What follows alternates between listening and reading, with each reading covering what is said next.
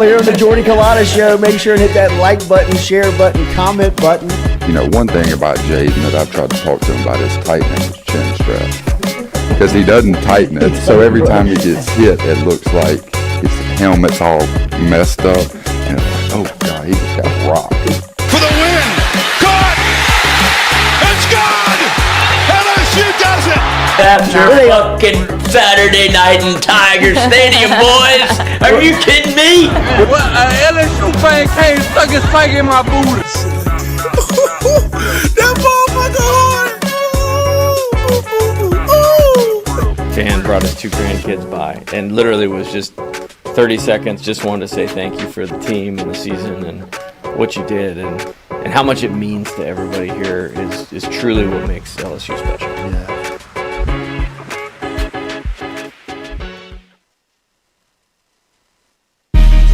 Coach Kelly, we're official. Finally, I'm get a telling chance to meet you. Thought I had to get a private audience with the Pope. There's Jordy.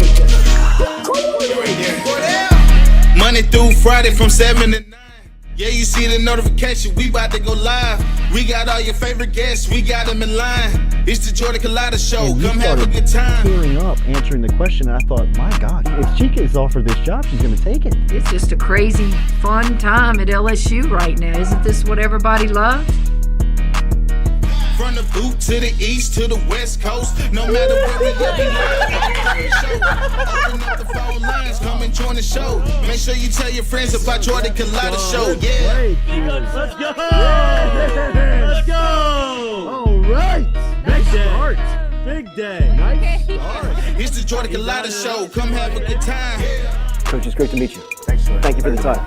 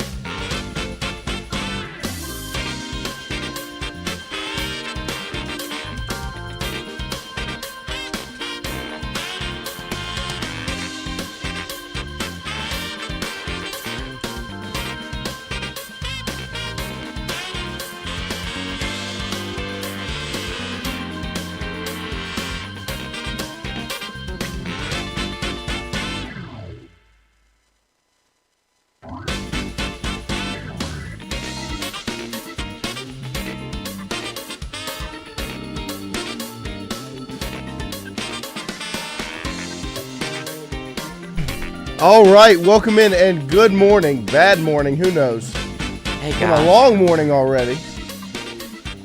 The weather outside is frightful. It's terrible. That was good.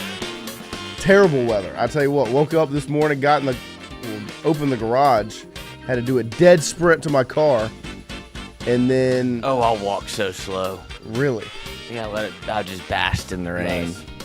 Interesting play. Let it hit me.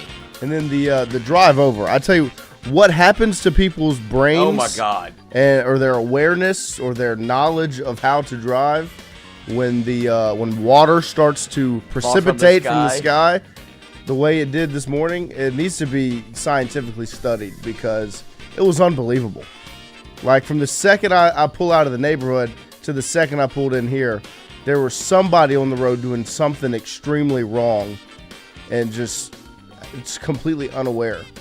A couple stoplights out, red lights flashing. We got 4-way stops, and people were just and it all out the window. Mm-hmm. It was unbelievable. But we're here. I'm the bad guy. Do what? Of course. I'm the bad guy. Always. Go get. Please, let's go. Chop, chop, chop, chop, chop, chop. Like for some reason, there's a green light and we're sitting and waiting. Like just completely forgot the concepts of how to operate a motor vehicle on the roadways. But nonetheless, we made it in this morning. After being here. Monday morning after being here last night, yesterday evening, and then Friday night, all night Friday night. Good Lord. I think we were here for 6 hours Friday night. We went live at 6:30. We went off at about midnight. So yeah, we can't complain though. No. Because not only Not do at I all. enjoy it, baseball team had to play. Yes, had to get the job done. Successful weekend there for the baseball program. Obviously, women's basketball wins Friday night. We'll start on Friday night. We did the live watch party. We went for about 5.5, 6 hours, obviously. Shout out to everybody that was in here. Lloyd for being here. Christian made it here. Christian will be gone all week, but he was here this weekend. Jonathan was here. And then shout out to our guy, Mac, who drove in from Georgia, lives in Georgia, drove in on Friday to meet with us and to be a part of the watch party. Stayed with some friends over the weekend, stayed and did the watch party yesterday, and then is driving back to Georgia today. In this weather. In this weather. So special shout out to our guy. Matt. But yes, on Friday, women's basketball got it started with an impressive victory over NC State. Say what you want about some of the performances in that game. They came through at the end, put it together, and got the job done. The final stretch by Michaela Williams in that fourth quarter cannot be understated. I mean, she, possession after possession, scored, kept LSU in the game, made the play. And then defensively, they kind of locked in, got the job done, got some stops, and were able to walk away with a win there. A very impressive Sweet 16 victory. And then Friday night, obviously, baseball gets the late start. 9:05, I think, was first pitch. Mm-hmm. So it lined up right with the end of the women's game. So it worked out, I guess perfectly. And we watched that game, and Friday night was a good one, where they went that was a 2-1 victory, 2 solo home runs from Ethan Fry and Luis Hernandez. That Lloyd called the Luis Hernandez. You can go back and check the tape in that watch party. Lloyd calls the home run for Luis Hernandez. For $1. For $5, actually. $5. You won $5 back for that Luis Hernandez home run. So LSU gets the job done. Anthony Ianson, impressive day on the mound as well. Kason Evans gets in there and does what he does. I mean, very impressive. He's gone extended time the last 2 weekends, which is a very good sign. The way it's worked out on game 1, game 2, these last 2 weekends, or this past weekend, is kind of a recipe for success for LSU to go Anderson to Cowan, and then from Ianson to Evans. That's a pretty good 1-2 punch on a Friday, Saturday, Thursday, Friday, game 1, game 2 matchup. Yeah, I think you can't complain about that. Yeah, I think the conversation about Ianson could probably quiet down after you go. What? You hold him to 1 run? Yeah, he went 6 innings, 12 strikeouts. Yes, that's what I'm looking it up to make 5 sure I get innings, it right. And then you have, Case and Evans is something that you have to talk about too. Ianson finished 1 run, 5 innings, 12 strikeouts, and just as also 4-0. Really? Yep. Stinks though. Yeah. Somebody else needs to pitch. Somebody else needs to go. But if you can go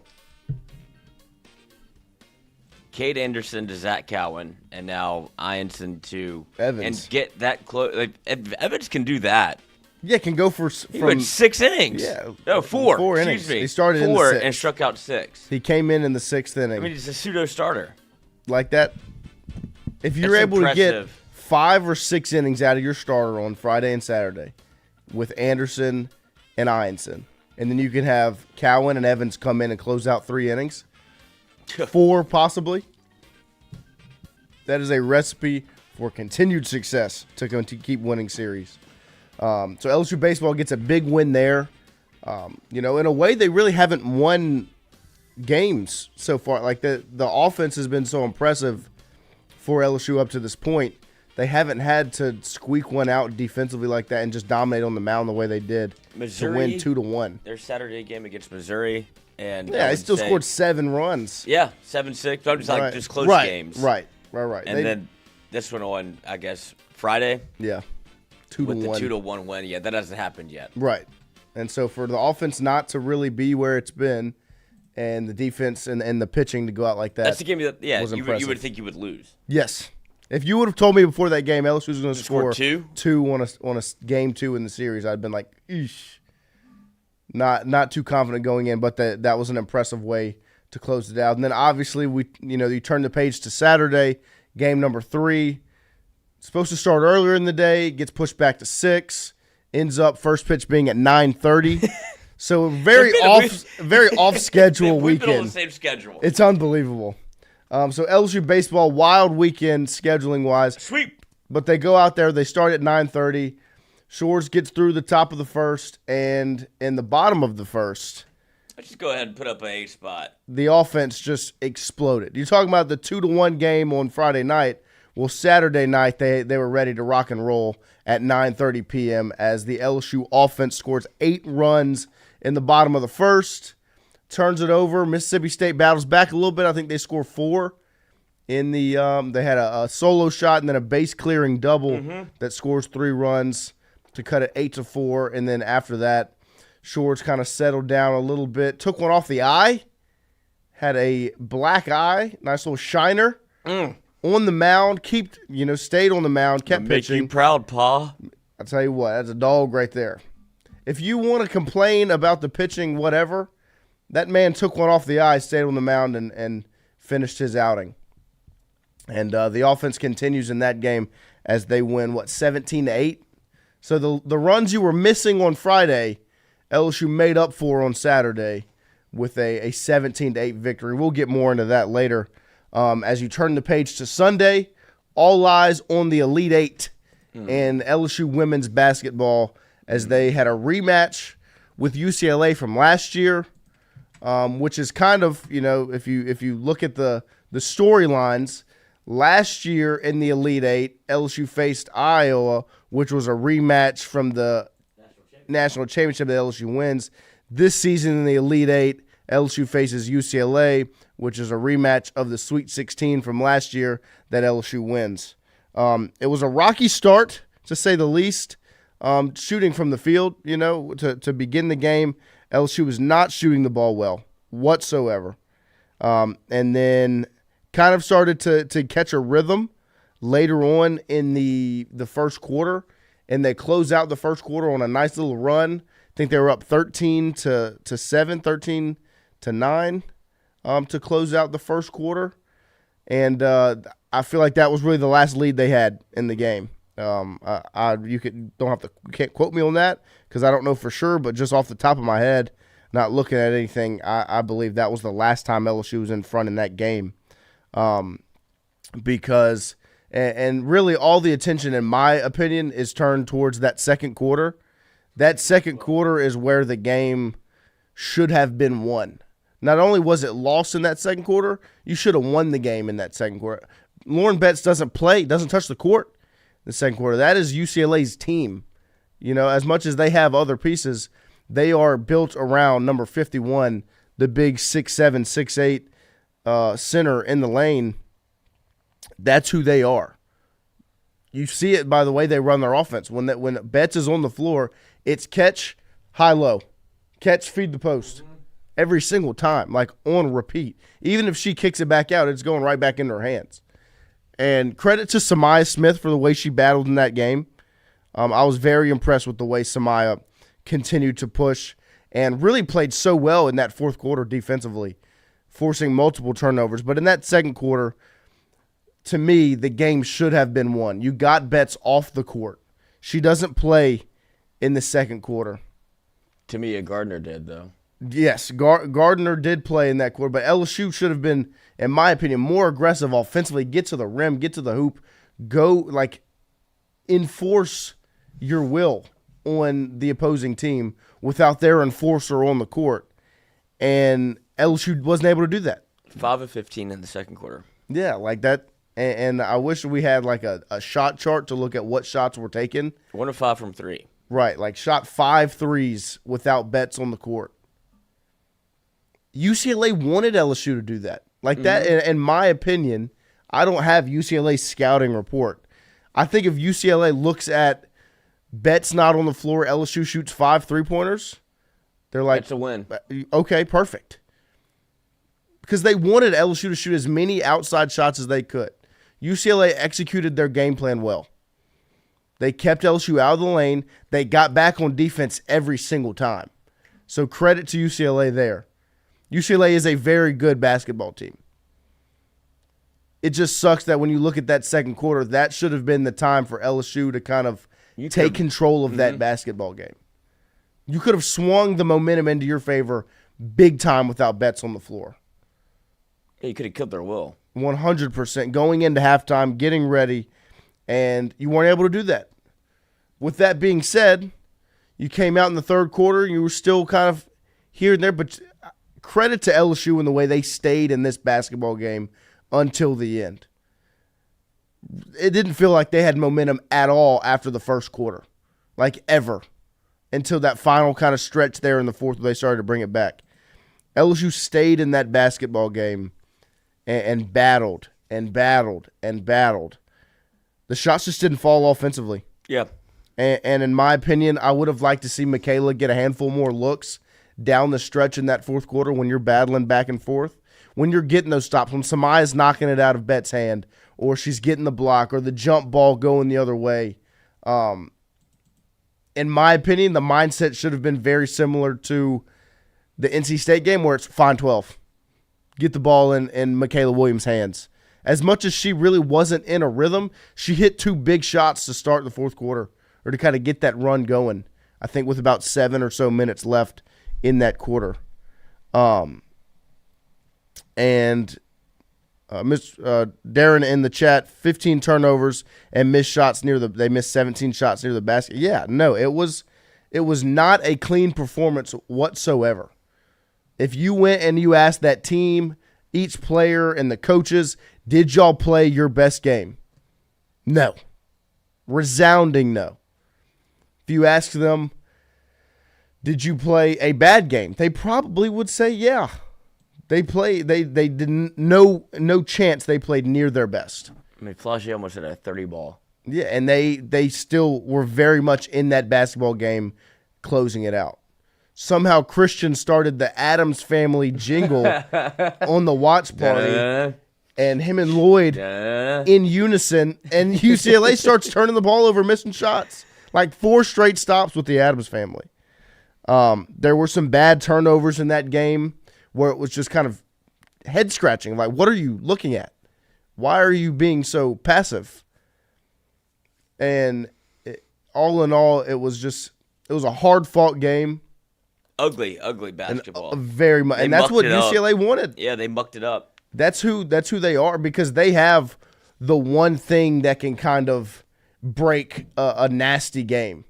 You know, like when a football game can get mucked up, if you've got a bell cow running back, that can kind of clear the way for you. Like if you're LSU and This it's dirty. It's in the mud. You're not able to throw the football. Well, if you've got Leonard Fournette in the backfield, just hand it off, let him go. Yeah, you're getting it 40 times. You know? And that's what UCLA has. If it's going to get dirty and messy and scrappy in the lane, they've got 6'8" to dump it down to. And LSU did what it wanted to do defensively early on. Like, got 2 fouls on Betts early. She was counting her blocks. We were counting her fouls. And that's when you would expect LSU to be able to take advantage, but you somehow played right back into UCLA's hands. Right. Because they were able to hit outside shots. They were able to move the basketball around. And almost they played better without her in. 100%. It was the offense flowed without Betts on the floor. They caught Gardner one time in the post. She catches, doesn't even turn to look, kick out corner 3. Mm-hmm. And this is what March is about. Players that aren't your star players have to step up for you to go long runs in the tournament to make it to win the national championship. You look at LSU in 23. The story of the NCAA championship game was not Angel Reese 30 points, Flau'jae Johnson goes off. It was Jasmine Carson in closing out that first half, putting LSU in front. Like, that was the storyline. Ancillary pieces have to step up. Role players have to become stars for one night to make runs in March. The ball was tipped. And that's what happened for UCLA. It didn't happen for LSU. UCLA had Jaime Jaquez's sister and Gardner go 5 of 7 and 4 for 5 from 3. Both teams shot a bad percentage from the field. It was an ugly game. Like, it was an ugly basketball game. But I think UCLA made 10 threes, LSU made 5. UCLA hit theirs timely. LSU was kind of finding a rhythm, going on a run. Jaquez hits that 3 in the corner in the fourth quarter, and it was the dagger. Like, LSU still had life until that shot fell. LSU outscored them in the paint 26-16. Yep. And you lose. I don't think you'd have expected that either. No. Like, they played Betts well. Like, Betts was not the dominating factor in that game. Kiki Rice did not play well in that basketball game. UCLA had pieces outside of those two step up and win them that game. Gardner shooting 5 for 7 when she scored this many points in the Sweet 16 game. Mm-hmm. She did not score in their win in the Sweet 16 over Ole Miss. Put up the same stat line. And she goes out 5 of 7 from 3. Jaquez, one of their better players, yes. 4 or 5 from 3. That's the story. I mean, like, that's how you lost. That's who won them the game. It was those two hitting 9 threes. Won UCLA that basketball game. As well as their execution. I mean, UCLA executed. LSU was not scoring fast break points. To me, that would be if I was coaching against LSU, my game plan would be slow it down. Make them score in half-court offense. When you look at the run they went on against Florida State, yeah, they were moving the basketball, but that was when they were running up and down the floor. They're running up, kicking it there, swing, score. Then they're getting back on defense, turnover again, up the floor, swing, score. That's who LSU is. And they weren't allowed to be that in that game. And UCLA had ancillary pieces step up and win them the game. That's how you win in March. It has to be more than the ones that are expected to do it.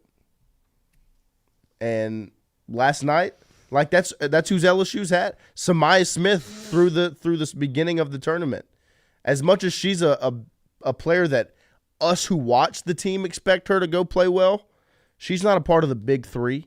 So she's an ancillary piece that goes out and steps up. I once again want to give her credit for the battle and the performance she had against Betts. Because she was battling. She's got, Betts is how much taller than her? How tall is Samaya? Like 6'3"? 6'2"? So she's got 5-6 inches on Betts has on Samaya. And Samaya's down there battling from start to finish.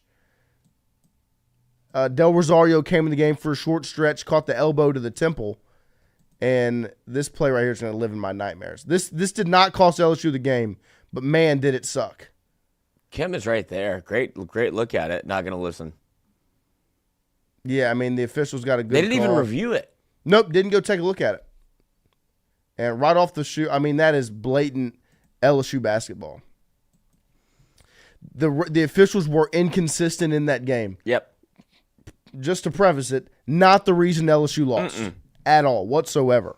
But when Father Casey calls in. But when my dad shoots me a text and says, I'd love to see the balance on what one specific official's calling, because it feels like everything's leaning one way.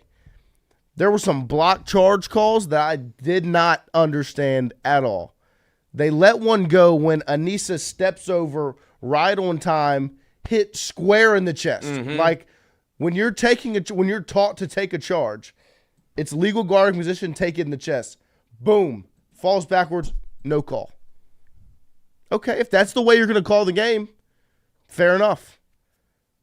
Then they get a makeup call on Flaugier. They called it a charge. That one to me was a little more in between, but I still thought it was a charge. Then the Michaela Williams foul later on in the game, where I think it was Gardner who took the charge, is turned sideways. Like Michaela hits her right here. That's not legal guarding position ever. Ever. Never has been, never will be. That is universal. You know, and they call that a charge. Michaela scores that bucket. It should have been a block and one. Shoot the free throw. Instead, it's a charge. It's a foul and a turnover going the other way. Inconsistency. Not the reason LSU lost the game. They didn't make shots. They turned the ball over.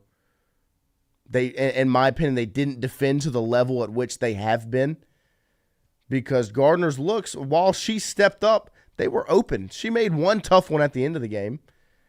She got open looks. She made them, but they were open. They shouldn't have been open. You know, UCLA was able to get to the rim. Greg says LSU shot 12 free throws, UCLA 28. Yeah, there might have been some missed calls with the physicality, and it could have been called a little softer on the other end. LSU shot a lot of shots outside of the lane.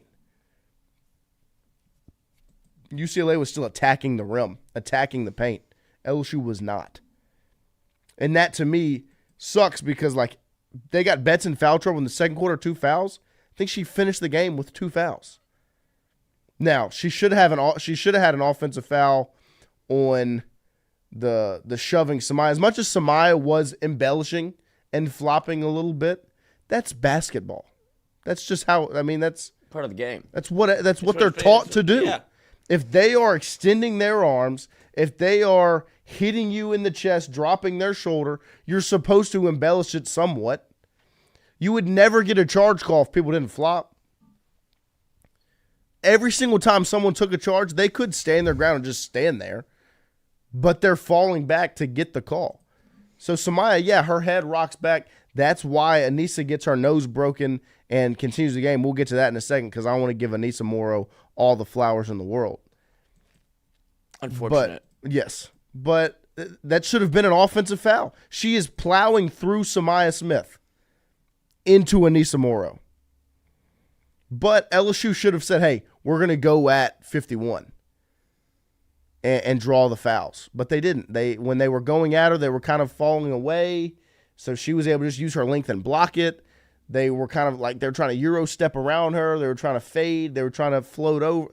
Like, contact. Go be physical. Make her foul you. And that didn't happen, and those things kind of continued on. LSU wasn't able to win that basketball game. But in my opinion, as much as that was a scrappy, ugly, nasty basketball game, that was 2 very good, high-level basketball teams that knew each other well and both really wanted to win that game, go head-to-head.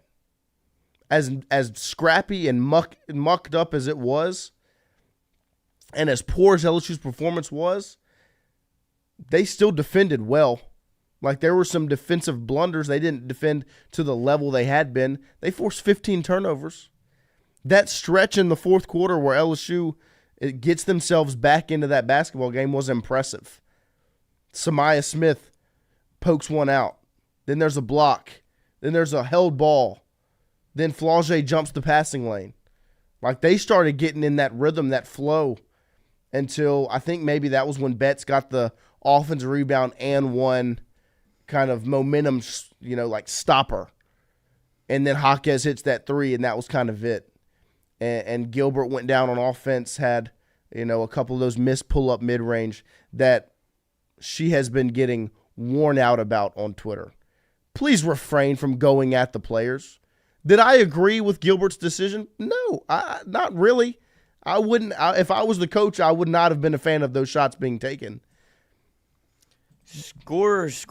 But that's who she is. Mm-hmm. Like, she kind of reverted back to the player she's always been. She's an isolation player. We saw it in the non-conference earlier in the season. And she's won you basketball games. 100% both Tennessee games.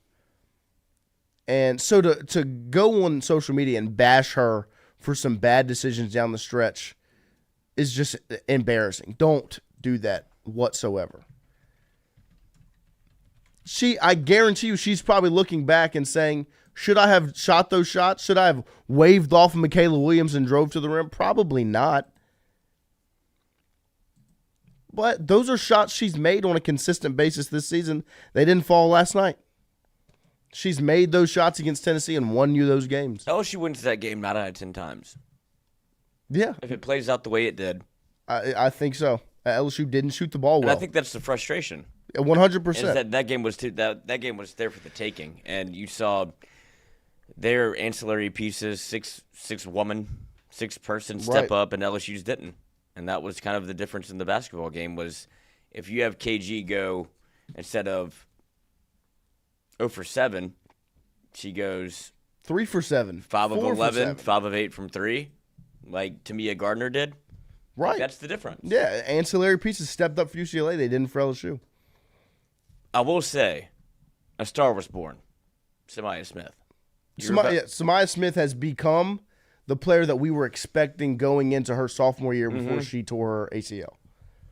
After that national championship game where she stepped up, she was an ancillary piece in that game as well, because you still had LaDeja on that roster, who was your big next to Angel. Samaya goes down last season, doesn't play, comes back this season, still was working through it. Still was getting back to who she was. You found out who everyone expected her to be. The expectation of Samaya Smith is who she was this March. What was her stat line last night? Samaya Smith? Yep. Only 6 attempts, 2 of 6, 10 rebounds, 3. But I was just impressed with her defense. 4 points, 4 steals. Yeah. I mean, she was averaging 17 and 10 going into the game, and she was showing her heart and her soul in defending Betts. That is not an easy thing to do, to guard someone that's 6 inches taller than you and has, I would assume, probably a good bit of weight on Samaya as well, and had Samaya buried countless times. Every possession down, she had Samaya buried under the rim. But I guarantee you she didn't finish every single one of those layups. Samaya was battling, absolutely battling. And speaking of battle, I want to turn the page and talk about Aneesah Morrow for a second. Yeah. One of my favorite things with this transfer portal age, which I'm not the biggest fan of, but one thing I love is when somebody transfers into LSU and personifies the university and the state. And because to me, that's what makes LSU special, is the attitude. Like, you talk about LSU football, like when you get a guy from Louisiana in football, they're different. A 3-star Louisiana kid's different. The reason that's said is because it's true. It's accurate. It's been seen and witnessed. And to me, that's a representation of the state, because it's hardworking, get it out the mud type people. And that's what makes LSU different, is because it's built in that same manner. People that bleed purple and gold and go out at 4 a.m. to tailgate. Yeah, I get that that's tailgate. They're still working hard to get out there and make it happen to support their team. Aneesah Morrow is that personified. Someone that came into LSU and personified what it means to be a fighting Tiger. Like, there will never be another Aneesah Morrow. Like, she went out there in the Sweet 16 game, 30 points and 19 rebounds. At 6'1", she's undersized. If she's 6'1", maybe 6 foot flat, she's an undersized post player that averaged 15 rebounds. Because it's effort, it's heart, it's determination, and sheer will to go get that basketball every single time. Me and Lloyd say it all the time when we're watching, like, we don't understand how she gets that ball. Like, how did Aneesah Morrow end up with the basketball in her hands? I don't know. But she does it every single time. And for her to come into LSU in the 2 seasons that she's had, perform the way she has, encapsulate the fan base the way she has, and represent LSU to the fullest extent in the way she's done it over these last 2 years, round of applause for number 24 in the purple and gold. It didn't end the way that she obviously would have wanted it to, that LSU would have wanted it to, that I would have wanted it to. I would have wanted to see her put a ring on her finger and win a national championship. Instead, you see her come back in with a broken nose and play. Yeah, but she gets her nose busted and she's back on that floor battling. Like, you talk about dogs.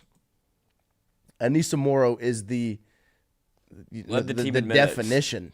Like, I probably for the season has led the team in minutes. And she's gone in, night out, and performed to the fullest extent. Effort was never a question. Heart was never a question. And that can go for multiple players on that team. But her career at LSU is now coming to an end. And I want to make sure that she gets the flowers and the respect that she deserves because she really was a different type of player. And it like I said, in this transfer portal age, you never know what you're going to get when you go grab somebody from another state or another city. Like, LSU has always been built by Louisiana players, you know? And basketball's a little different because Louisiana basketball is not to the level of Louisiana football. And so, like, when you're thinking about, like, to me, Burrow is the transfer that obviously stands out football just from a playing standpoint. But to me, he had the same attitude and grit and out the mud type swagger of a Louisiana player, even though he came in from Ohio. That's how I feel about Aneesah Morrow. And I feel like you added Aneesah Morrow, and I think her expectation was national championship after winning a national championship. Right. LSU did the year before, and then it was like an ancillary piece, it felt like, but then you realized the player she is. You're like, God, yeah. She's a walking double-double. Every single night. And set records at LSU. And for her to, it's just unfortunate the way that her career ends, because I think she came to LSU with the intention of winning a national championship, as they all do. Right. But it was just LSU was on such a heater, and then you see the junior year in the way that it did, and then it comes back, and you're like, oh, you have Aneesah Morrow, Flage, right. Michaela Williams, LSU. And with all that said, you're going to have a lot of pieces for the next year. Yeah. No, the expectations at LSU now are national championship. And they're good enough to win it. Yes. They played. They played that was one of the worst basketball games they've played all year. And they were very much in that basketball game. And they could have won it. They could have won it and made it to another Final Four, 2 in 3 years. That's 3 straight Elite Eights. 1 year you made it past that, obviously, to win the national championship. That's who LSU women's basketball is now, year in, year out. That's who they are. And the expectation is going to be the same next season. You're going to get some pieces back. I know, like that is kind of where the CVO Morrow's, I think, projected to be the 7th overall pick. The expectation going next, the conversation now will be, okay, who's LSU going to go get? What's LSU's transfer class going to look like? How's LSU going to make this happen? You got big shoes to fill with Morrow leaving. And in my opinion, number 1 on that transfer list is a post player. Go get a post, a monster, a big, somebody to dominate inside, somebody that when games get like that, because LSU's had multiple games getting mucked up like that. Go get Leonard Fournette. Go get somebody that you can just hand the ball off to and say, work. somebody to put next to Samaya. You know? And then obviously you need a point guard. Because to me, at the end of that game, if you have a true point guard on the court, that as the coach on the floor makes the decision, where is number 12? Where is 4? Get them the ball. I love Kaylin Gilbert. 12 and 4 should have had the ball down the stretch. That's who LSU is. So if LSU is able to get a point guard, and not just a true point guard that can facilitate, another scorer, you know, somebody else that can go out and get buckets, and they need a post. They need a post. Like somebody that can go and affect shots. I think that might be Samaya Smith. You might have her. Yeah, no, I think Samaya's there, but like she's still 6'2". Like I'm saying, go get like an enforcer in the middle. I don't know if there's a lot of like you see Betts last night, and she's the anomaly, outlier. right? But like you can find a 6'4" or just somebody that's bigger, more imposing inside. Because I do think that there's a world where obviously Michaela Williams continues to evolve and become the best player in the sport. Right. Which I think is going to happen next year. So it's going to continue to take that next step. KG could be that you say she's not I don't want to say she's a true point guard, but she's a scorer. Right. You do need somebody. You need that off the bench. Yeah, you need somebody that can distribute the basketball. And we point back to 2023 a lot. Right. Because you had a true point guard. Right. Alexis Morris did that job. As much as she was more of a combo guard mindset, she did the job of facilitating. She understood the basketball game. Right. And that's what LSU needs. And so to me, they're able to go get a point guard and a dominant post figure. As much as Samaya Smith is a very good post player, because she is, and I think she's only going to get better. If you can find someone... Well, you're going to have to replace a ton of production. Right. Like you need somebody next to her, because now you're losing 15 rebounds a game and 20 points. And Samaya can make up some of those rebounds and some of those points, but you still need somebody that can come in and handle it. And I think the growth of Michaela Williams in that sphere as well, like go in there and go get a rebound. She was doing it so well at the start of that game last night. And kind of as the game went on, she wasn't really rebounding as well. It's Slattery, yes, she was very much passive yesterday. And I wasn't the biggest fan of that, because to me, she is one of, if not the most skilled players in women's basketball. Slattery McCollum in the chat. What about Richard? I think Jada Richard's development is going to be massive for LSU, because she can score. She can shoot lights out. You saw her in the Florida State game in that second quarter get to the rim with a little reverse lay and a little mid-range pull-up. She can score. And her development's going to be big going forward. But she's still going to be a true sophomore next season. And so Charlie Oliver, this freshman class coming in, looks like there should be some good production on deck. Knox should add some front court help, but they definitely need a big body at center. I wouldn't be mad if Samaya ends up being your 4.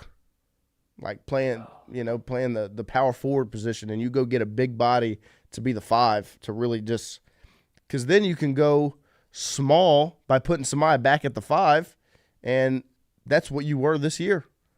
And so the expectation is going to be there next season, and obviously the expectations are to have a pretty good portal class, because that's who Kim Mulkey is. The season didn't end the way you wanted it to, but LSU's going to reload. Kim Mulkey's going to reload this roster, and they're going to be top 10 preseason again. They're going to be national championship contenders again. They're going to make another run. Like, this is the usual. This is expected at LSU now. And so that's why what used to maybe be celebrated in the sport of women's basketball for LSU, if you would have told me in 2018 LSU made the Elite Eight, I'd pay for that every 100%. No disappointment in that whatsoever. Right now, we're disappointed in Elite Eights because it's not who LSU is anymore.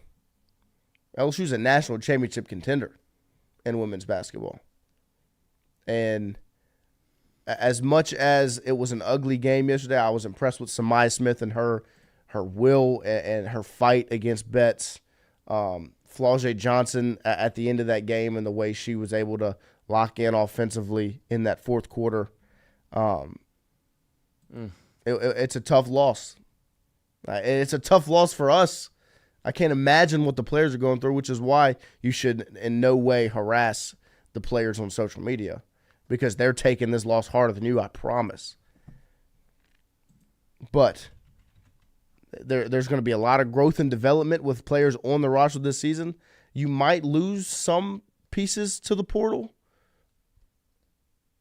and that's just me guessing. Like, I have no inside source on that. That's just my assumption because you're adding, I think, 4 really good freshmen, and you're going to go out and add pieces. And I think loss-wise of seniors, I think right now it's Aneesah, Amani Bartlett, obviously. I think last year has the option. I don't know the full situation there. Cheyenne Day Wilson was also a senior. So the roster won't look the same next season. Obviously missing Aneesah Morrow. Flau'jae still has a decision to make will she go to the WNBA draft? Is she going to be is she going to be coming back to LSU? That decision, my assumption, my guess is that she'll be back at LSU next season. Brian Burgess, I'm sure y'all saw, but there are some people on Tiger Droppings who want to fire Mulkey. No, it's probably a troll. It's definitely a troll. Shut up. What are you even talking about? If that's the conversation we're having, what are we even talking about? If you want to talk about fire Brian Kelly, I mean that's underachieving. That whatever. Mulkey, has Mulkey underachieved yet? Maybe last year's team you would have expected more than an Elite Eight run. But when you look at who they lost to in the Elite Eight, Caitlin Clark, one of the best to ever play the sport, sometimes those things happen. The on-the-paper expectations weren't the same once you saw last year's 5 get on the floor. This season, I honestly think there were times this year where I thought the Sweet 16 was the expectation. They didn't look that good of a basketball team at points. If you asked me after that Ole Miss loss, I would have said, I don't know how far this team's going to make it in March. They made it to the Elite Eight. They had a chance at the Final Four. They should have won. 100%. And that's what, even Kim Mulkey said it herself. She's like, they took shots that they normally make and they missed them. Yep. It's easy as it is to say. It's a make or miss league. It's also true. It's a make or miss sport. Mm-hmm. If you want to win, you got to make shots. And because you had open looks. Right. They knew they were going to have that mid-range open. Now, UCLA, in my opinion, wanted LSU to take those. LSU was confident enough in that shot. They could have buried them if they make those shots. Half of them. Mm-hmm. It's a completely different ballgame. But God, it's just that's one that we talked about it during the live stream. Like unplug the Xbox, restart. Right. Yeah. And you're like, okay, factory reset. I understand it now. Yeah. Let's go again. Lethal shooter. It was a rough game, a rough night last night because we ended up throwing the softball on the other screen during the watch party. They dropped game 1 in extras. Then we turn it on after the women's game ends, and the second game of the doubleheader, they lose that one as well. And so it was a rough night on a Sunday night for LSU, but as good as the Sweet 16 was, right? As fun as Friday night was, you win everything, and it was not the same last night. So obviously the attention's now going to turn towards the off season. You're going to lose some pieces. You're going to have to go add some pieces. You're going to get these freshmen in on campus. This is who LSU women's basketball is now. We get you get disappointed with Elite Eights. Third year in a row, LSU eclipsed the 31 mark. Yep, 31-6. Second coach of all time to lead a program to 3 Elite Eights in her first 4 seasons out of school. Yep. Yeah, fire her. Yeah, get rid of her. You tell her that. Yeah, go tell. You look at Kim Mulkey in the eye and tell her that. I mean, did you see her interaction with the Reveille? journalist, the Reveille last night. Or KLSU. Yeah, it was somebody. It was a student media. Oops. And she was like, "Yeah, Elite Eight's terrible, huh? You ever played in the Final Four?" Didn't think so. Like, and then people are going to use that to bash her. No, and that's say, who she is. That's person. I guarantee I want if you ask that KLSU reporter, are you offended or hurt or upset? No. I learned a lesson. Love that lady. Learned something. She's basically teaching that student to the core. She's teaching that student journalist to separate fandom and media and work. Because as a fan, like, luckily me and Lloyd live in an atmosphere where we get to merge both of them, huh? Yeah, we live in a vacuum. Yeah, where we get to merge fandom and media work.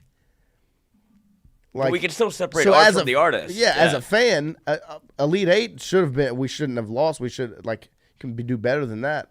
That's what. But from an outside perspective, it becomes LSU. Only 8 teams made it there. Yeah, and you're one of them. Good year. Like there's expectations. Right. That's not a bad thing. 100%. Are you going to win a national championship every year? No. No. But to be in the conversation every year, that's what's expected. That is a win because you were nowhere near that 4 years ago. You weren't watching women's basketball at the end of March. You weren't watching women's basketball ever. The sport was forgotten about at LSU 5 years ago, before Mulkey came in. No offense to the players that played in that era. Name one. I mean, I guarantee you the crowd didn't look any way it looked on this last Monday in the round of 32. No, that's where Mulkey taking flack and people getting criticized. That's all. If you just take a step back, that's all a win because you care. Yeah, we weren't having these conversations. Do you care about men's basketball? We aren't having conversations about men's basketball. No. Are we? We're disappointed with men's basketball not making the tournament. Well, yeah, you're disappointed. If LSU makes the tournament in men's basketball and loses, you made the tournament. That's the conversation. Right? And now you're having a real conversation with women's basketball. It's not let's make the tournament. It's win it. No, let's win it. Spectrum Walker, Sylvia Fowler. I'm not talking about that era. No, that's when it was success. I'm talking about that period early of time. 2000s. That period of time that led into Mulkey getting hired. The sport was forgotten. It was not. People weren't showing. It wasn't getting put on ESPN. National televised games every single week. I want to find the numbers on how many national televised games LSU women's basketball played this season, and then compare that to 2019. Because I guarantee you it's a drastic difference. That's who LSU is now. Fire Kim Mulkey. Who are you going to go get? If you're going to fire Mulkey, who are you going to replace her with? Please. Enlighten me. Because you can have that conversation about, we kind of have the same conversation about Brian Kelly of, okay, if you fire Kelly, who do you go find? Now, there can be conversations. In women's basketball, there's not. She is one of... There's 2 coaches coaching right now that you can say are better than her. Or on the same in the same stratosphere. Mm-hmm. And that's Gino Auriemma and Dawn Staley. And I tell you what, it's pretty nice for LSU women's basketball to have a coach that's in the same stratosphere as those two. Because Gino, all-time great. Dawn Staley, dominating the sport right now. Kim Mulkey, right there with them. There can even be an argument that she's better because Gino's done it in one place. Kim won at Baylor, turned around 2 years, won at LSU. And she'll say it's a real conversation. And she'll say it too, that national championship might be at a detriment to herself. Oh my! Because you won too early. Way too early. We're not Brian Kelly when he went to the SEC championship. Yep, they were not expected to win that national championship. If Iowa doesn't beat South Carolina, in my opinion, they don't win that national championship. But sometimes things fall in line. This season, it didn't fall in line. And that's all right. I feel like and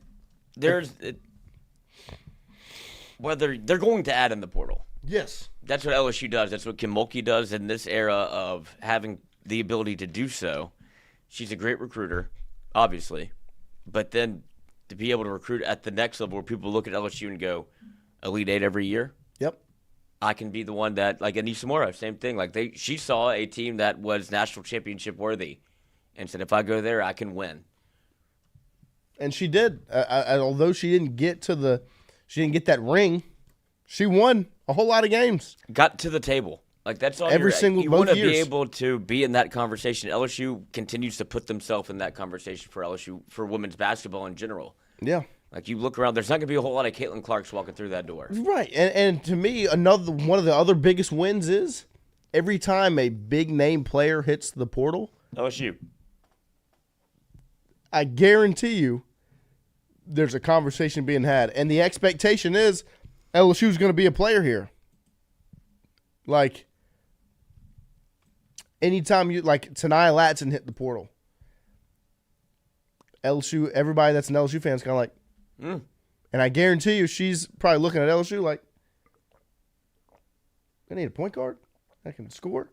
Well, I averaged 28.5. Just played against them. No, I'm not saying Tania Latson's going to be a Tiger. I am.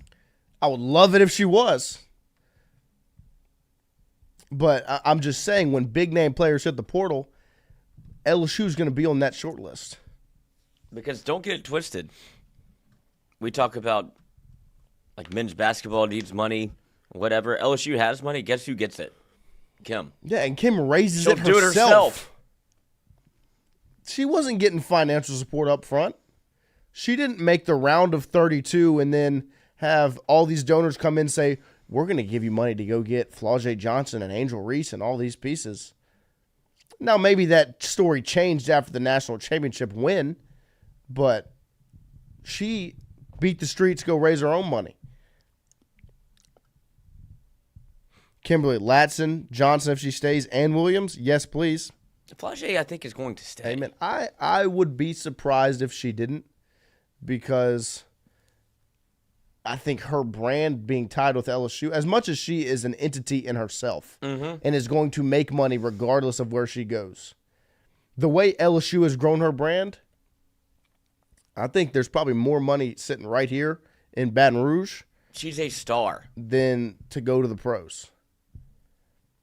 A superstar. Bona fide.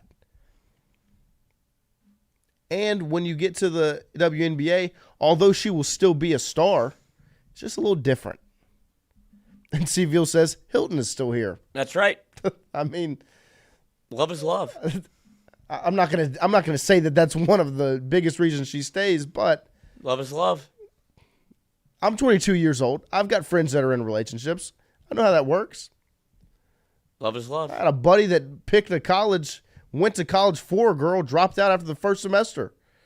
That's how people work. Kimberly, help us, Chris. Hey, man, somebody get Chris Hilton on the phone. Get him on the ringer. So. And Kimberly, like she said, while we're talking about Kim Mulkey's job security, that's also laughable. Like the fact that that's even a conversation. It shouldn't be a conversation it's not a at all. conversation. It's not football. This sport is not football. And Kim Mulkey's got some of these. Right. And with football, it's a completely different sport. So like that, like to me, that's the LSU fan base to a T. LSU loses the Texas series, right, in baseball. Fire Jay. Why is Jay Johnson so cool? What has he done outside of Skeens and winning a national championship? What has Kim Mulkey done out of recruiting Angel Reese and Flau'jae Johnson and Michaela Williams and winning a national championship at LSU? What has she done? Maybe all the things you just listed. Take away Angel Reese, what's she?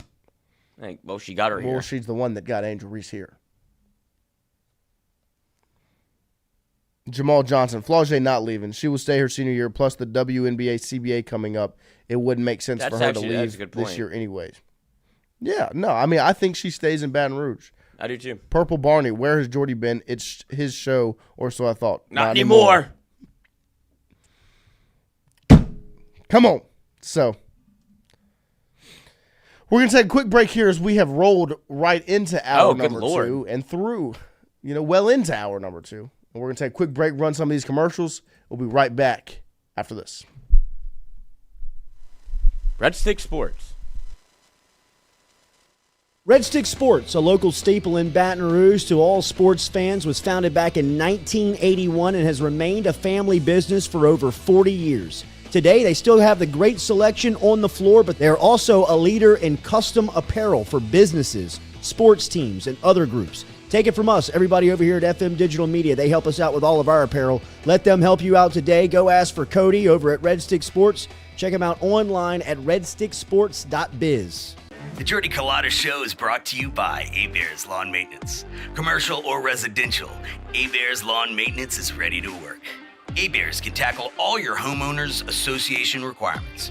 Call Blake at 225-485-8022. A-Bears Lawn Maintenance.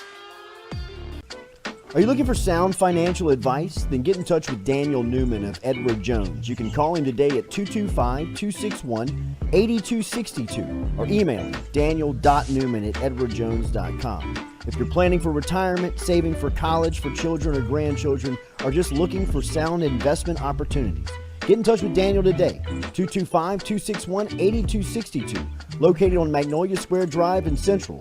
Daniel Newman of Edward Jones. Well, the Oscar Andrews Sports Medicine Institute collaborative effort was an idea from Dr. Andrews and myself to bring together two great names, the Andrews name and the Ochsner name, to elevate the quality of care for athletes in the state of Louisiana, where he's from. I always thought I would come back to Louisiana and practice orthopedics with my subspecialty being sports medicine. This was an opportunity through Ochsner's to come back and work the entire state to help develop and take sports medicine to a new level. As an orthopedic surgeon, what this means in the future in terms of, access for our community to the type of care that Dr. Andrews pioneered, words can't describe how valuable that is. Ochsner has a great opportunity here to really grow, and Dr. Burnham, of course, is the mainstay of making that happen. If you want to have first-class sports medicine care, check in with Dr. Burnham and his group, and you'll be more than impressed and pleased. Fourier Insurance Agency, established in 1946, helping you with your home, auto, commercial, life and health insurance needs.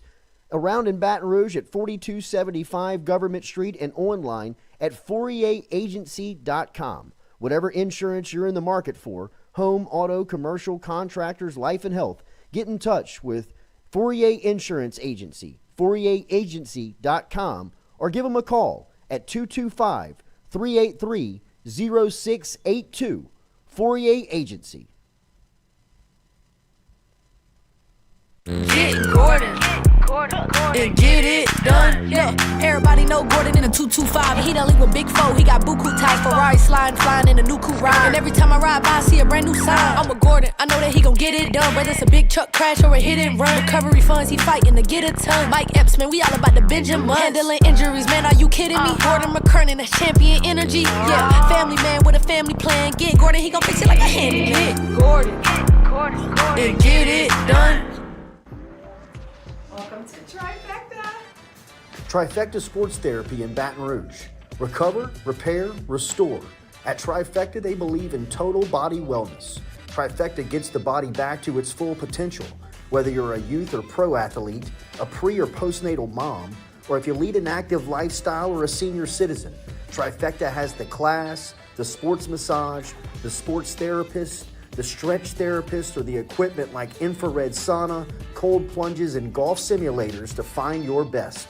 Find Trifecta online at trifectasportstherapy.com or check out the beautiful facility today, 8221 Goodwood. Trifecta Sports Therapy. Hey, Tiger fans, when traveling through Natchez, Mississippi, make sure to visit us, Tom and Wright Granning, at Go Mart on the Go Deli. Go Mart has clean restrooms, community coffee, an awesome beer cave, and a great selection of anything you may need on your trip. located at 4 Sergeant Prentice Drive as you're entering Natchez on your left.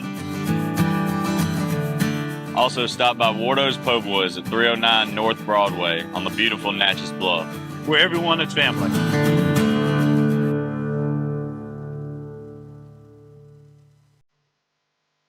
Got chores that need some extra muscle, but a large piece of equipment is overkill? That's what John Deere compact utility tractors were made for. Powerful enough for the work you need to do. Compact enough for how you need to do it. Find the equipment that's right for you at Sunshine Quality Solutions. Check out our current promotions and learn more about what it means to be powered by sunshine at sunequip.com.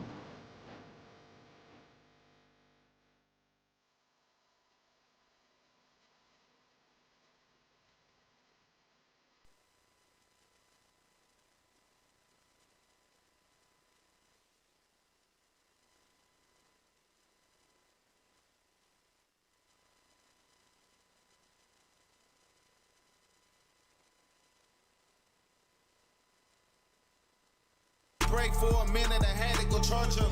Had to focus on my business, I'm coming back smarter. Hit up DJ, tell him go like I'm dropping the quarter. Coming back like KD, it's time to go harder. Bounce back, can't let you fold up. Keep pushing, can't let you slow up. Bounce back, can't let you fold up. Keep pushing, can't let you slow up. Bounce back, can't let you fold up. Keep pushing, can't let you slow up. Bounce back, can't let you fold up. Keep pushing, can't let you slow up. They say that life's a marathon, man, shout out to Nip. They start to think you falling off and they starting to flip. Circumstances start to change and they jump in the ship. Only ones that really matter, who's tied to your hip. They tried to push you to the side cause they thought you would quit. May bend but never break, your cloth is legit. When you return in rare form, they all gonna be sick. You ever seen a living legend, just know that I'm it. Slow grind like IT, just know that I'm it. Now I'm back up in my bag, I'm giving them fits. Bounce the bat like John Morant, you know that I'm lit. Making plays like Jack Bash, I'm never gonna sit. Had to be patient, so I waited for the situation. Now that I'm focused, I'ma take it with no hesitation. All right, welcome back here as we are rolling right through hour number 2 on this nasty Monday morning. Nasty. Where the weather is no good, atrocious. rotten Monday. No good, rotten start of the morning. It was just disgusting when I opened that garage this morning. Cloudy with a chance of Mikey. And it was windy, and the wind blew Mikey Matuk right in. Here at 8:20 this morning, we have LSU legend and host of Mic'd Up, Mikey Matuk, join us to talk about LSU autograph baseball. Signer. The autograph sign. Do you think you'll ever sign an autograph? Me? That's not it for a check. I don't think so.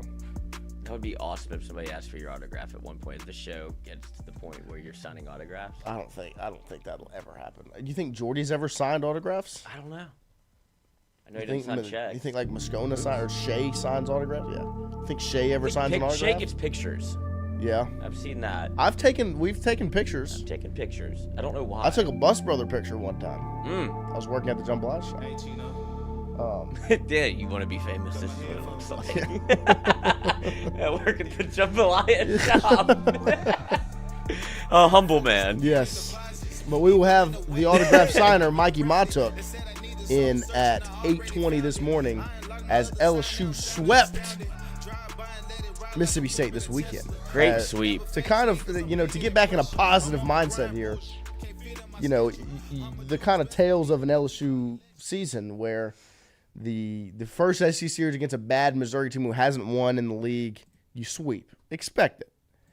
You can never expect a sweep. Right. But I still think the Missouri one, people were like, you should. Like, yes, yeah, if you want, like, pie in the sky, everything goes the way it should. Like, LSU should have won last night versus UCLA. Like, if it goes that way and Betts only plays 25 minutes, like, hey, you expect LSU to win. You look at a Missouri series and you go, LSU should sweep. And you still had to win a game 7-6. And then you go, and then you have a Mississippi Texas State series. Yeah, Texas series that you should have won one more. But then you have Mississippi State, where these are one-run baseball games. And Mississippi State is a good baseball team. And I think that should be kind of like recognized and known after watching them this weekend. No, it always turns into LSU's bad, the other team isn't good. Right. Like, as opposed Mississippi to, State what if you just beat a good baseball team? Is a good baseball team, and you swept them. too many people look at just, they're 1-6 in the league. Right, Like LSU was there last year. Yeah, like think about Thursday. They're a pitch away from us hosting a super. Think about Thursday night. LSU's down in that game, 6-2. Opens it up in the 5th inning, wins it. Cowan shuts them down. That is a good win against a good baseball team who scored countless runs to start the game. Not countless runs, 6 of them, because you can count them. Mm-hmm. But they scored, so they opened the game 6-2. They're beating you. LSU's a good, resilient baseball team, finds a way back. That the Friday night game to me is the one. Like, LSU's not supposed to win that game. If you told Mississippi State they were going to hold LSU's offense to 2 runs on Friday night, they'd sign up for that every single time. Especially on game 2, when LSU's already pitched Cowan, Anderson can't pitch. Mississippi State would sign up for that every single time. And LSU wins 2-1. That one, to me, that's the one where, like, LSU showed that they are that good, that they can go beat you like that. And so they can beat you a multitude of ways. You Right. can play a 2-1 game, or you can play a 17-8 game. Yeah. Where they score 8 runs in the first inning. That's the same conversation we have about, like, expectations. Like, the expectation because of what Jay Johnson did in his, second year? 2023? Second year. Wins a national championship, and now it becomes, we'll do it every year. Right. It's a hard thing to win. Very. You've had And it's Dylan not- Cruz, Paul Skeens, Ty Floyd, Cade Beloso, Tommy White. Tommy Tanks, Trey Morgan. Les Riley Cooper. Gavin Dugas. Braden Jobert. Cade Beloso. Like, yeah, you had a lineup that banged. Jordan Thompson. And you still had to play every game. Yeah, lost to Wake Forest in Omaha. What a time that was. Had Where to is beat them Wake- twice. What's Wake Forest up to? Yeah, let's see. What is the pitching lab? How's their pitching lab? That school deserved everything bad that didn't happened. hear the end of it. And then Chase Burns transferred from Tennessee to Wake Forest. And they're like, Wake Forest is back on top. They're going to win the whole thing. They've lost 3 in a row. Yeah. 20-9. If I never have to hear about Wake Forest baseball, I mean, again, think I'll be about happy. the landscape of SEC baseball. The recent national champions. Let's start with Vanderbilt. What's their record in the league right now? Give me Vanderbilt, Mississippi State, Ole Miss. Those 3 former recent national champions in the SEC and their current record in the league, or I mean overall and in the conference. I do have this, courtesy of Jared Mitchell and SEC Network. Mm-hmm. And Stooges. SEC play: Missouri 0-9, Texas A&M 1-8, South Right. Carolina 1-8, Mississippi State 1-8. Former national champion. Texas A&M was in the national championship last year. Mississippi State won in 21. Florida was in the national championship also. Yep, 1-8. Vanderbilt 4-5. Yep. Kentucky 4-5. Recent Auburn national 4-5. Oklahoma, welcome to the league, 5-4. Ole Miss, former national champion, 6-3. Yep. Alabama, 6-3. LSU 7-2. Texas 8-1. Tennessee 8-1. Georgia 8-1. Arkansas 8-1. Pretty good league. So I mean, like, and when you're talking about the way Jay Johnson handled this program, week in, week out, you're competing. So we've got Mikey Matuk here. Speaking of competitors. Yes, to close out hour number 2 and this Monday morning edition of the Jordy Culotta You're Show. a psychopath. You're driving and doing the show. Hey, I didn't want to be too late. I love like that. to flirt with danger. Yeah, the worst weather of all time. No, look, I'm good. Where I'm at in Baton Rouge is fine. It's fine. Just a little drizzle. It was Just the a little drizzle. Rapture I at can drive. 6:50. Yeah, I can drive to the office with my eyes closed. I'm not going to try that, but I can do it. Do it. No, I Close don't know. It'd be a close good it for idea. 5 seconds.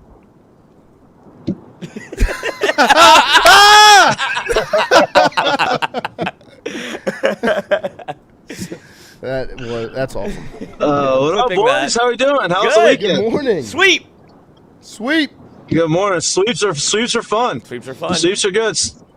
Even when you have to do it till at 2 a.m. in the morning, but it's all right. Have you ever been a part of That's what I was something just like about to that? ask. Yeah. Like, what's the wildest? Yeah, in college, I've never actually. Yeah, in college, like during the regular season, no, we had some crazy like in 2009, the SEC tournament, we had some wild rain delays.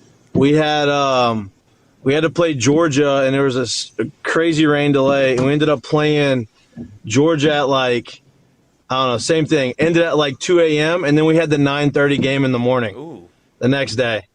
And we won both. Ended up winning, obviously, the SEC championship, SEC tournament. But yeah, that I had some stuff. We had some games in minor league ball that were brutal. But I mean, college, 2 games, two days in a row, that happening, not great.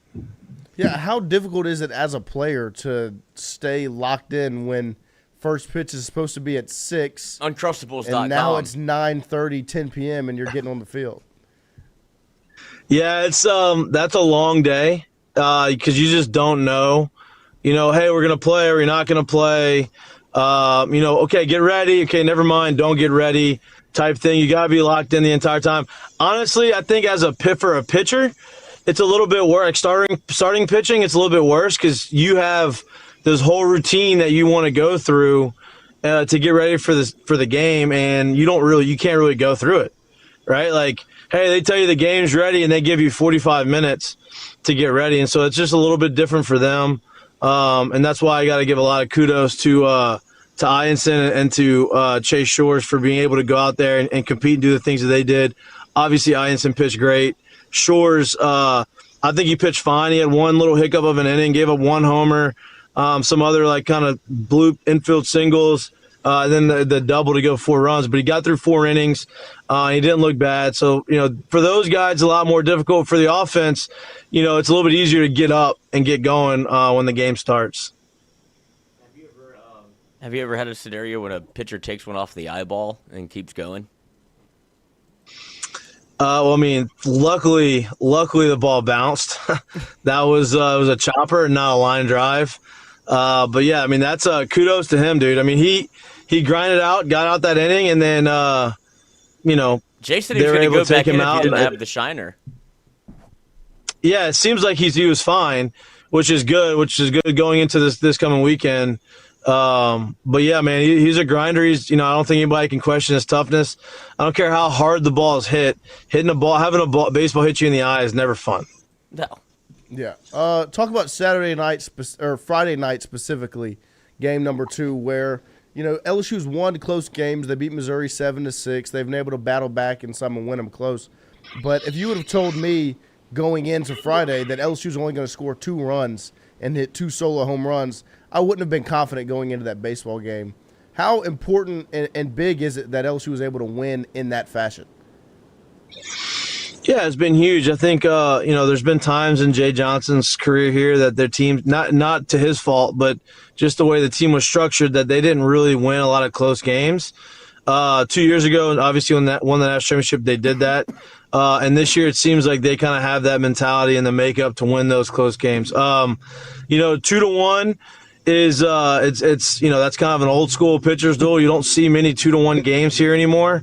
But man, Ianson was lights out, and then behind him, Kason Evans just continues to build on the legend that is Kason Evans so far this year as a freshman. I mean, he's been lights out. He's been amazing. He's been as dominant as you can want a pitcher to be, and he's only a freshman. So I think he showed you that game that he's got the ability to throw 3 pitches for strikes.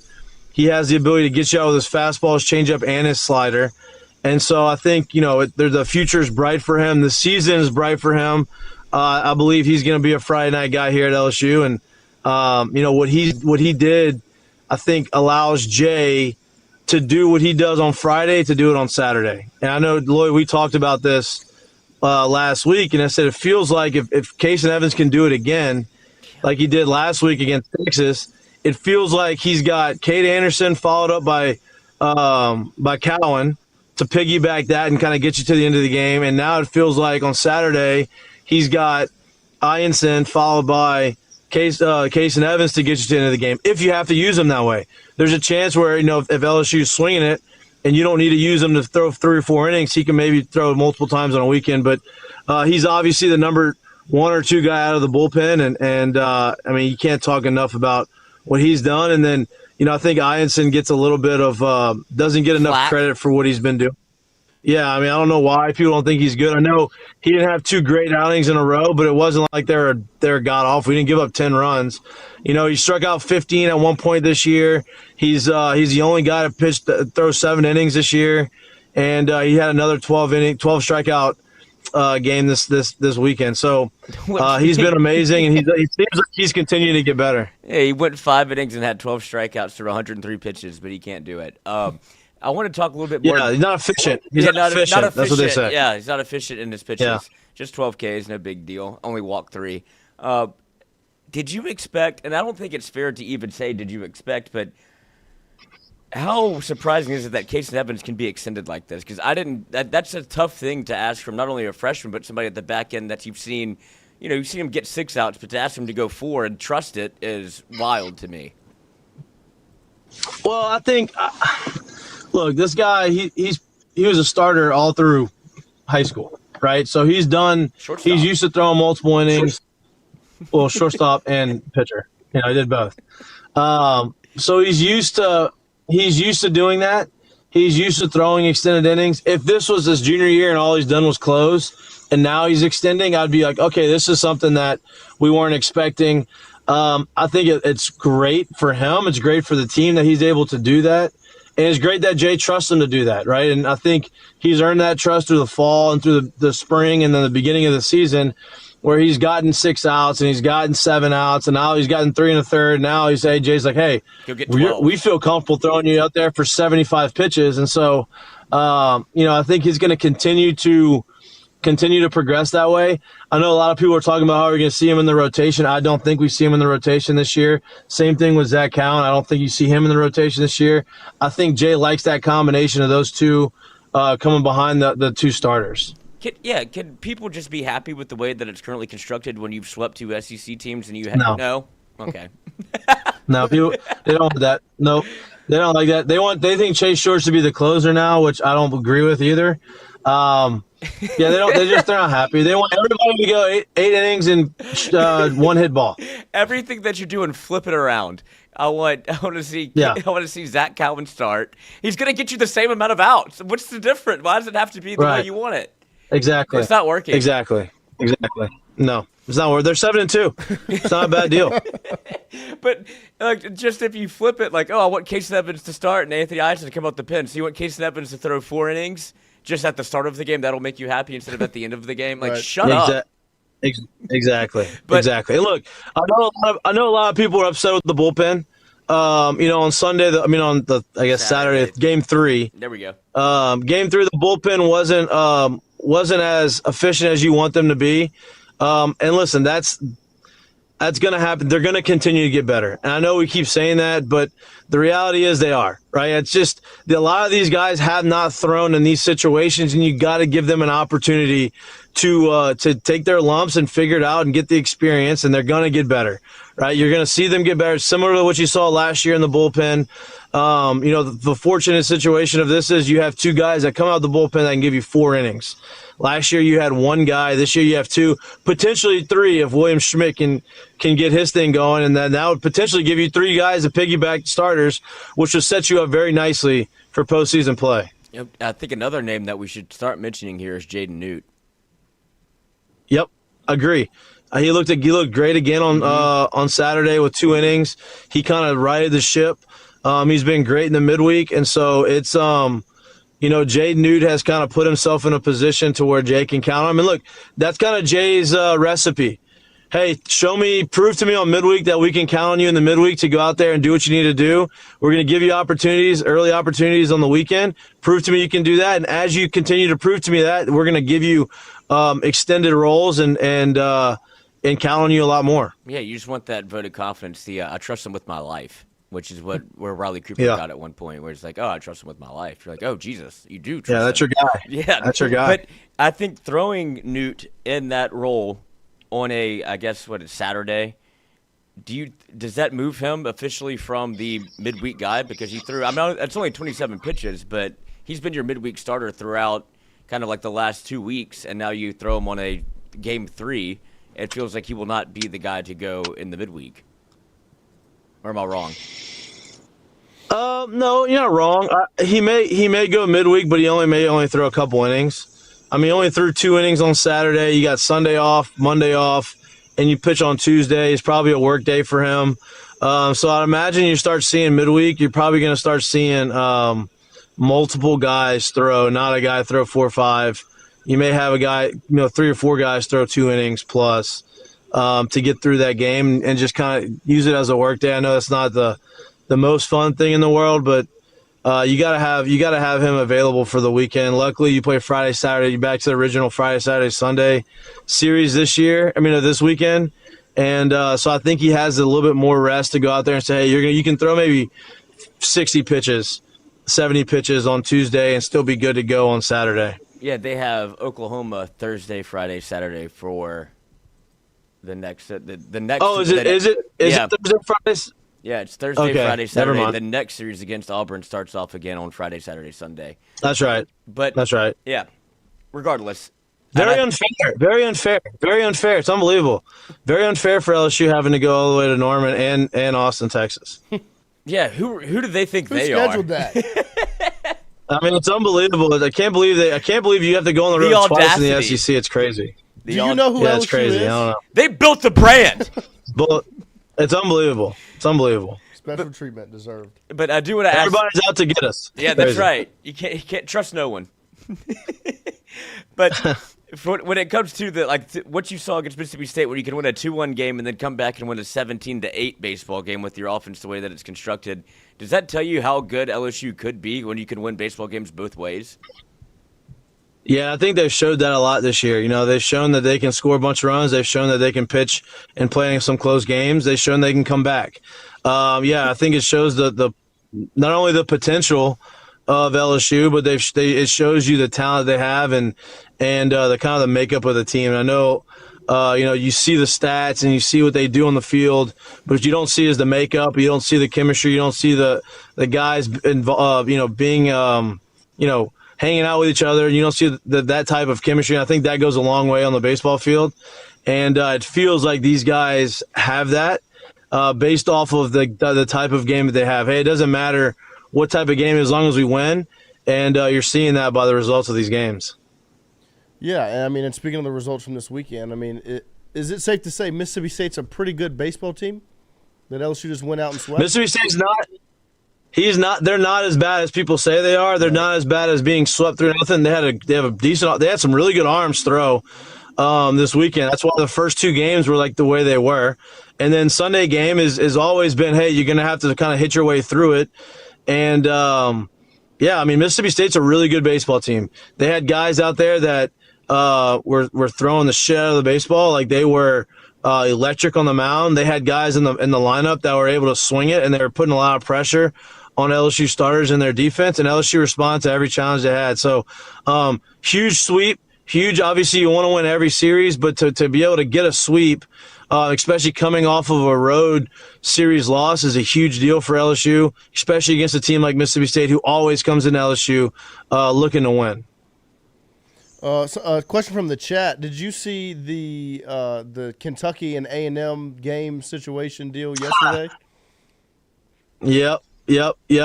Travel curfew came into play, and it wouldn't have come into play unless Lloyd's favorite coach in college baseball, Mangione, didn't have. So he basically, Lloyd, did you see this? I saw him on Twitter where but explain it to me like I'm 12. So basically, you have a travel curfew, and you can't start an inning, I think, past 4:30. So you can start at 4:29, but once it's 4:30, you cannot start the inning. And Mangione had a bunch of mound visits and a bunch of pitching changes. A couple and of he'd these? make the pitchers wait till 1 second before they throw the pitch. Diabolical. Basically running the clock out like a football game. And they did that to where they could not start another inning. And travel curfew came into play, and then they called the game. So what is that? It's just a tie, or not played? How do you rule that for SEC if they actually mattered? It's a tie. Or they get once you get through 5 innings, it's a complete game, right? You can count it as a game. So like the results of the game based off of that, you go back to, I mean they didn't tie obviously, but you go back to that inning of like, okay, you know they're the home team or the visiting team. You go back to the inning where both teams were able to finish the inning, and you say that was it. Did you see? I mean, Michael Early is in hot water for Texas A&M. And look, I would have responded the same way Early responded. Yeah. And look, I'm not trashing Mingione. That's a smart move by him. You know, like smart move. Yeah, I mean, it's not in the spirit of the game, I guess. But to win. But I mean, you have Michael Early getting interviewed, and he goes, "It's embarrassing to even talk about, but I told Royo if Caden got out, strike out on purpose. Like, what are we doing?" Like, at some point, it's not competitive baseball anymore. It's like, I get it, because if you're A&M and where you are, like, you're trying to scratch and claw and get something. Right. Because it's been a bad start for A&M, and I don't think they were ranked, what, number 1 in the country? Preseason number 1. Unanimous. Consensus number 1 team. Mm. Yeah, could you imagine Tiger droppings if LSU did this? Well, I mean, I can't imagine Texas is any better. Oh, you're right. Or whatever their thing is. I mean, those guys, they're not very level-headed in those situations either. No, LSU apparently the Tiger droppings wants to fire Kim Mulkey, who won a national championship. They want to fire Jay Johnson all the time too, who just swept. It's unbelievable. Kim Mulkey, they've been at three straight Elite Eights with a national championship. First one ever, by the way. Never won a national championship in women's basketball in the history of LSU. Ever. She won one 3 years ago. Followed that up with an Elite Eight appearance. Followed that up with another Elite Eight appearance, and lost by single digits to the number 1 seed. I'll say that's not a good season. Get her out of here. Yeah, she's not good. Mike she's washed up. 6 to 8 tonight. Any preview? Any guests? 6 to 8 tonight. Are you going to work on it?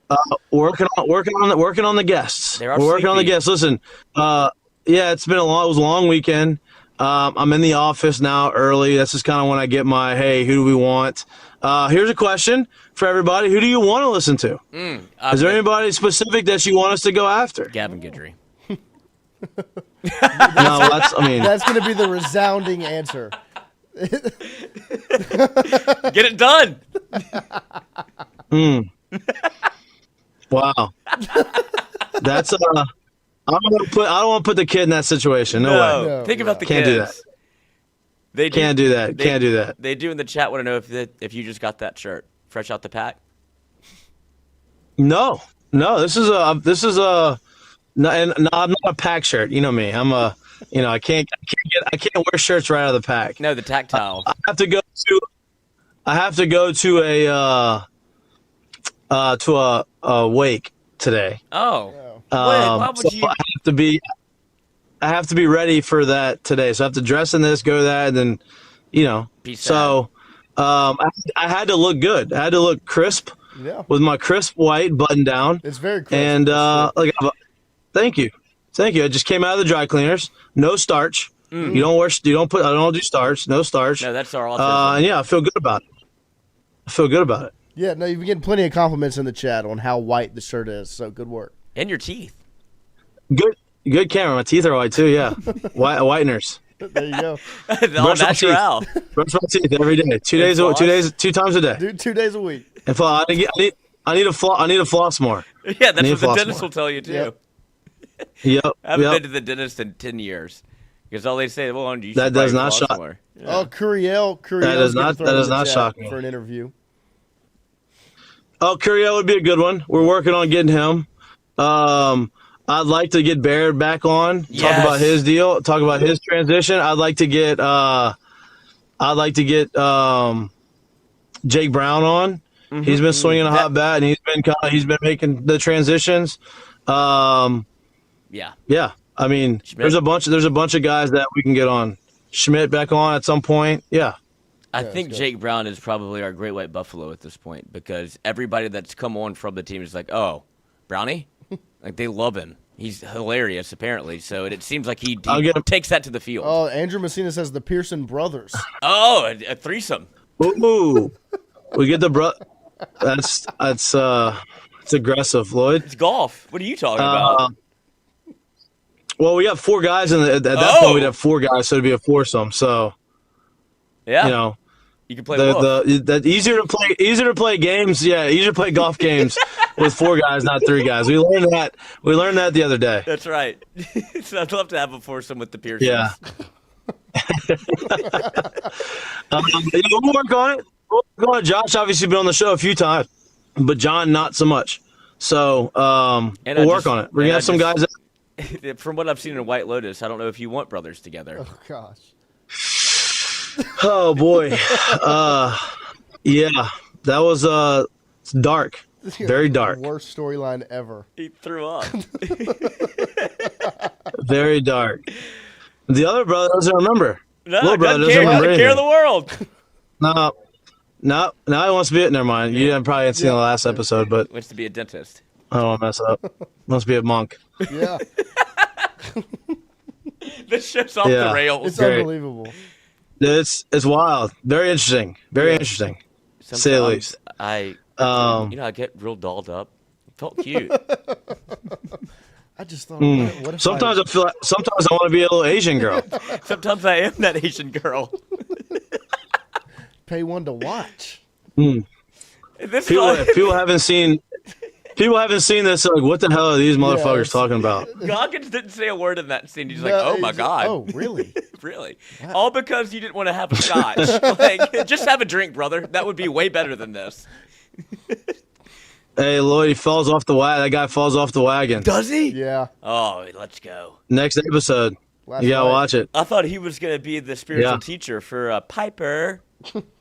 Nope. Nope. No spiritual anything. It's dark. Yeah, just so dark. Dark. All right, Michael. I will see you tonight, 6 to 8, mic'd up with some guests, some baseball guests. Yeah, some baseball. Hey, I love that. I love that. See you at 5. Yes, sir. Big conversations. Hopefully have Jay Johnson on Wednesday, depending on their travel schedule. Yeah, we got. That's when he's been coming on. Yeah, it's okay though. Wednesdays have been good. Wednesdays have been good. He outed himself as he has to work that day, so we know where he is. He has no. We know he's always in the office. That's right. Right. Yes. Exactly. Well, boys, I appreciate the mornings always with y'all. Y'all get me going. I appreciate it. All right. And, thank you. From the chat, sorry for your loss. Oh, thank you. It's a friend. It's not my personal loss, but it's a friend, and you're being a good guy. Sorry for their loss, and I appreciate that. Yep. Are you gonna speak? No. I'm there for moral support. Yes. Make it about yourself. I'm there for moral support. Yeah, not about me. That's right. Yeah. Team before me. Yeah. That's it. That's how you win. No I in team. No I in team. But there is a me. There.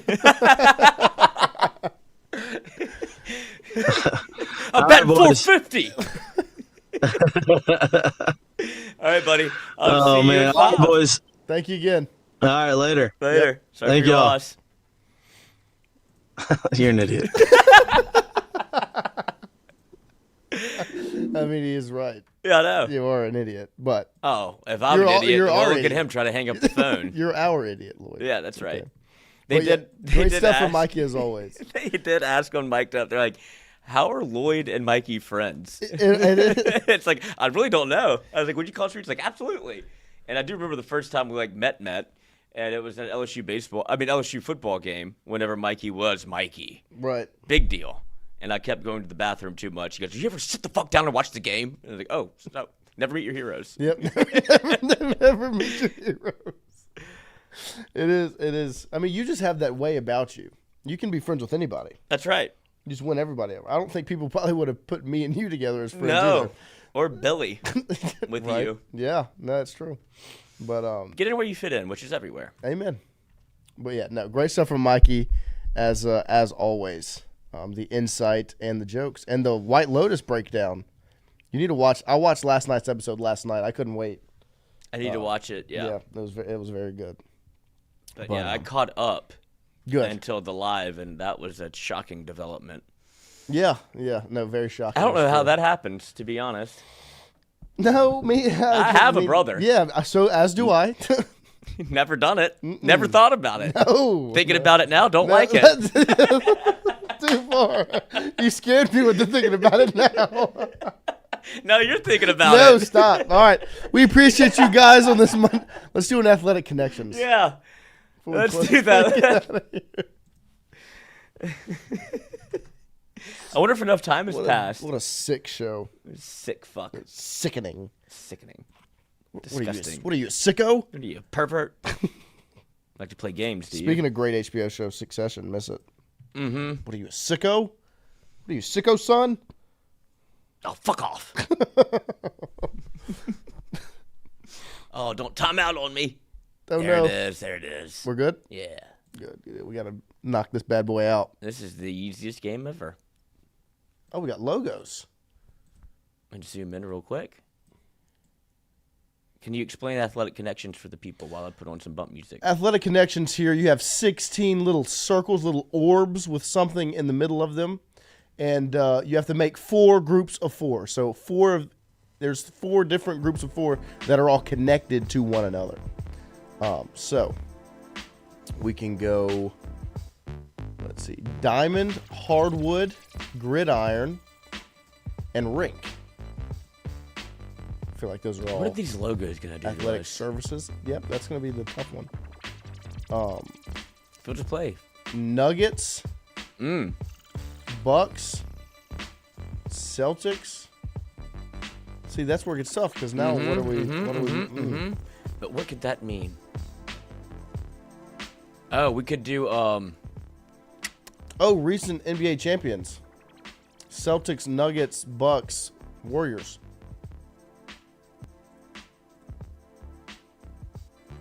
Oh, wow. What a pull. Good brain. Yep. Good I watched smooth NBA. brain. No, not a smooth brain. Got a lot of wrinkles. Wrinkled Got brain. a lot of wrinkles.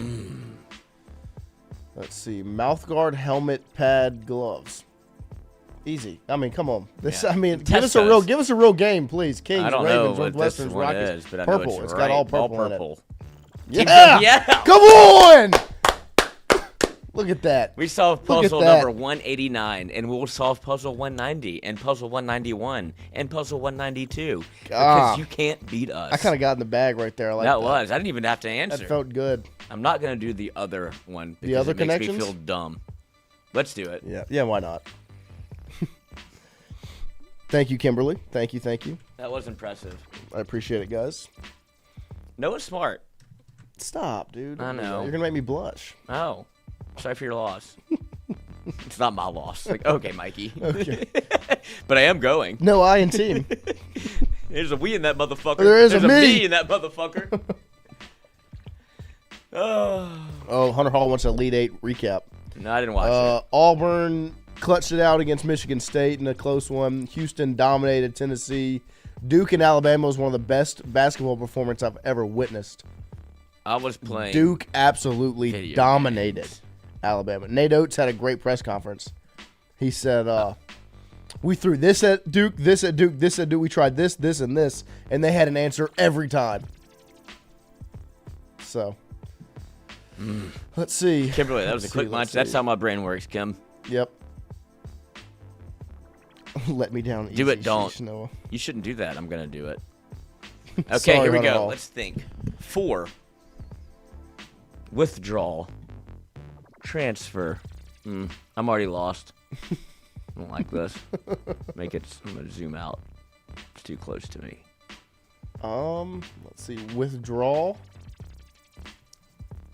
Put away. Put away. Deposit. Is that the same? Transfer. Took in. Things you can do at a bank. Transfer. Deposit. Balance. Withdrawal. And balance. There you go. That's all bank stuff. Good. ATM options. Look at me. Put away 8. 4 is golf. No, it might not be. The 4 word. Oh, the forward? That is how you spelled that. 2 as well. Besides? To boot. Or where does horse fit in? Let's do a horse. Horse. Horse to boot.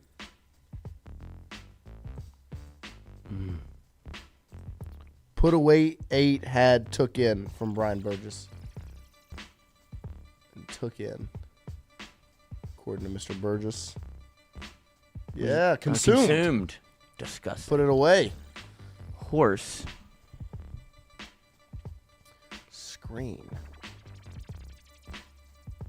Forlorn to boot. We have 8 choices.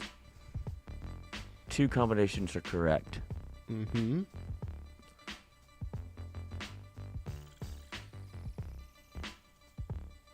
Two as well.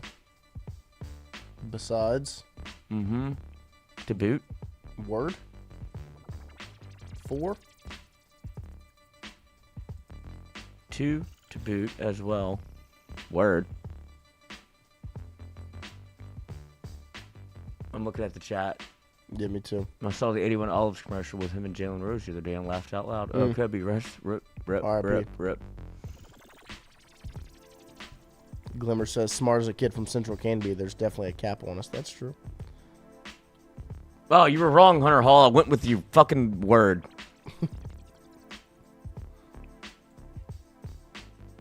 There you go. I'm smarter than you. It's official. And then these last 4. I don't know what this means, though. Me neither. Foreplay. Speaking of brothers. Ew! Ew! Stop. Piper. We're in China. You want to live in China? In Taiwan? We're in Thailand, Mom, you dumb fuck. God, I'm Mom. so tired of you. What's the pill called? Oh, take a lorazepam. A lorazepam. But appreciate you guys this morning and this week. It was a fun weekend. It was. As much as last night kind of so. We appreciate you guys coming out. Once again, shout out to everybody in the studio that showed They're up. all never recover from this. No, thank you. You do a lot. You're the reason I can watch White Lotus. You're the reason we have Bravo answers. That's true. Stick to your stick to what you know. Your strong suits, your strengths. And you've no more Alabama basketball to watch. No more. It's over. As Duke put together the best performance I've ever witnessed, and they dominated Alabama from start to finish. Say it again. Sorry about it. Say it quieter. Cooper Flag. Cooper Flag. Oh, I thought you were going to be a Tar Heel. From tip to tail, Alabama took that L. I tell you what. I tell you what. We'll be right. Right back. No, we're not. We won't be right back. We'll be back tomorrow. God, I can't 7 do to this 9. anymore. Should do White Lotus watch parties. Yeah, that'd be terrible. Ew! Oh God! Oh my God! Oh, what is he saying? Y'all are jerks. Stop!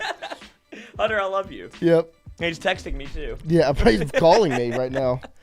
We'll be back tomorrow morning 7 to 9 with more of the Jordy Culotta Show. We'll get you a mug. Love you guys. Love in the chat. Love always. We'll be back tomorrow. See ya. See ya.